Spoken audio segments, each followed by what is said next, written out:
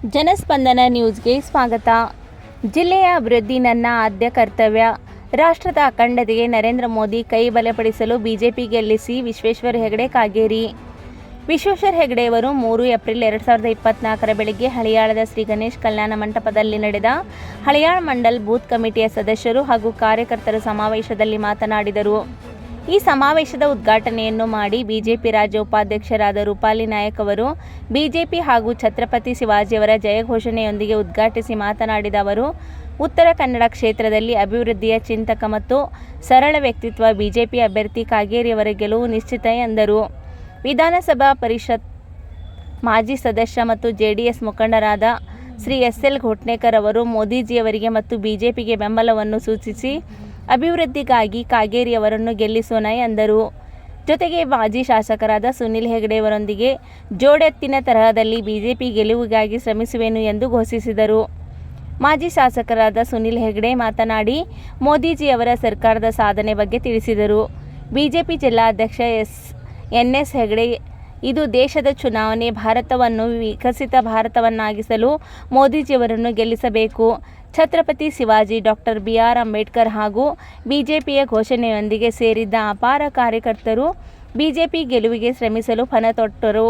ಈ ಸಂದರ್ಭದಲ್ಲಿ ಬಿಜೆಪಿ ಜಿಲ್ಲಾ ಪ್ರಧಾನ ಕಾರ್ಯದರ್ಶಿಗಳಾದ ಶಿವಾಜಿ ನರ್ಸಾನಿ, ಗುರುಪ್ರಸಾದ್ ಹೆಗಡೆ, ಪ್ರಶಾಂತ್ ನಾಯಕ್, ಸುಬ್ರಾಯ್ ವಾಲ್ಮೀಕಿ ಮೊದಲಾದವರು ನಾಯಕರು, ಹಳಿಯಾಳ ಮಂಡಲದ ಅಧ್ಯಕ್ಷರು, ವಿವಿಧ ಮೋರ್ಚಾ ಪದಾಧಿಕಾರಿಗಳು, ಕಾರ್ಯಕರ್ತರು ಅಪಾರ ಸಂಖ್ಯೆಯಲ್ಲಿ ಉಪಸ್ಥಿತರಿದ್ದರು.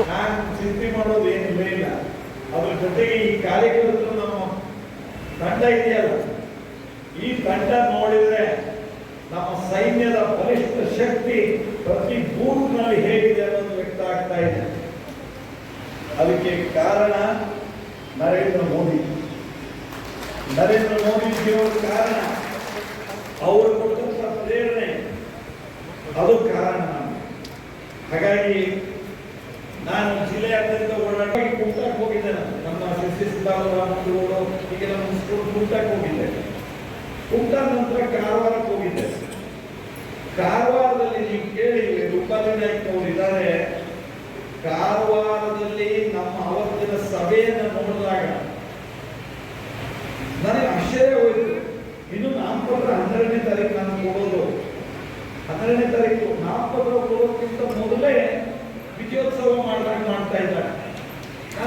ಖಾನಾಪುರದಲ್ಲಿ ನೋಡಿದಂತೂ ನಿಜವಾಗಿ ಮೋದಿಜಿಯವರು ಮತ್ತೊಮ್ಮೆ ಪ್ರಧಾನಿ ಆಗಿದ್ದಾರೆ ಅನ್ನುವಂತ ಒಂದು ವಿಶ್ವಾಸದ ವಾತಾವರಣ ಮುಗಿಸ್ಕೊಂಡು ಇವತ್ತೊಂದು ಉತ್ಸಾಹವನ್ನು ನೋಡಿದ್ರೆ ಬಹಳ ಸಂತೋಷ ಆಗುತ್ತೆ, ಬಹಳ ಹೆಮ್ಮೆ ಆಗುತ್ತೆ. ನನಗೆ ಅನಿಸುತ್ತೆ ನಾವೆಲ್ಲಿರ್ತಿದ್ವಿ, ಇವತ್ತೆಲ್ಲ ಸೇನೆಯನ್ನು ಗಟ್ಟಿ ಮಾಡಿದಂತ, ಇಡೀ ನಮ್ಮ ಭಾರತ ದೇಶದ ಹಿರಿಮೆಯನ್ನು ಇಡೀ ಜಗತ್ತಿಗೆ ತೋರಿಸಿದಂತ ನಾಯಕ ಅಂತ ಹೇಳಿದ್ರೆ ಮೋದಿಜಿಯವರು. ಅಲ್ರಿ, ಮೋದಿಜಿಯವರಿಗೆ ಇಡೀ ಜಗತ್ತನ್ನೇ ನಂಬರ್ 1 ಅಂತ ಹೇಳ್ತಾರ, ಹೌದಲ್ಲ ಮೋದಿಜಿ? ಮತ್ ನಾವು ಭಾರತ ದೇಶದವರು ಮೋದಿನ ಆರಿಸಬೇಕು ಬೇಡ, ಹೊಡಿಗೆ ಚಪ್ಪಾಡಿ ತರಬೇಕಂತ ಹೇಳಿದ್ರೆ ನಾನು 40 ವರ್ಷದಿಂದ ಜನಸೇವೆ ಮಾಡುತ್ತಾ ಬಂದಿದ್ದೇನೆ.